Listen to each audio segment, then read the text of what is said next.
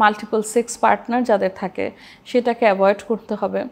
কারোর যদি যখন আপনি সেক্সুয়াল ইন্টারকোর্স করবেন, সহবাস করবেন, অবশ্যই ব্যবস্থা নিতে হবে, পদ্ধতি নিতে হবে, সেটা হচ্ছে ব্যারিয়ার মেথড বা কন্ডোম ব্যবহার করতে হবে।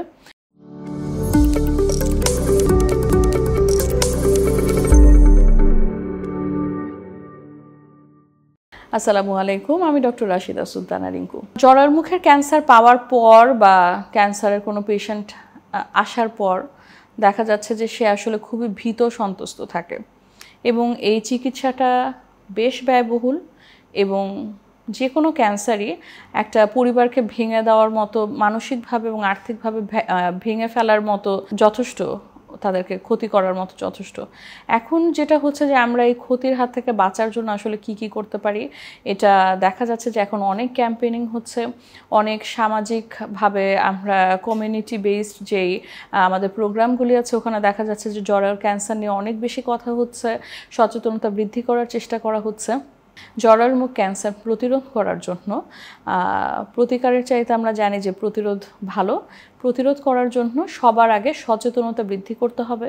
জরায়ুর মুখ ক্যান্সার কী এটা আমাদেরকে জানতে হবে এবং জরায়ুর মুখ ক্যান্সারের থেকে বাঁচার জন্য এখন নানান রকমের টিকা চলে এসছে বাজারে, সেগুলি গ্রহণ করতে হবে।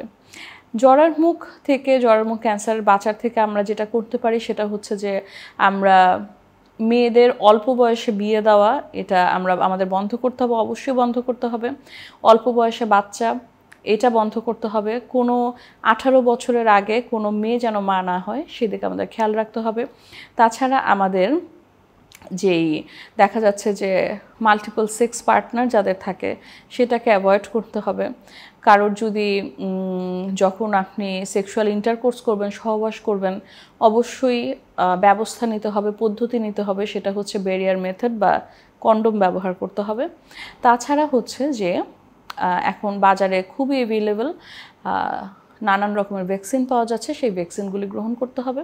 ভ্যাকসিন গ্রহণ করার জন্য আসলে দেখা যাচ্ছে যে আমাদের 2 রকমের ফ্যাসিলিটিস আছে। একটা হচ্ছে 9 বছর বয়স থেকে 15 বছর এবং 15 বছর থেকে 45 বছর বয়সের, এরকম 2টা এজ গ্রুপ ভাগ করে আমরা ভ্যাকসিন দিয়ে থাকি।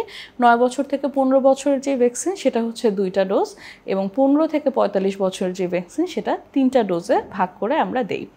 এটা দিলে দেখা যাচ্ছে যে আসলে ঝুঁকি অনেক বেশি কমে যাচ্ছে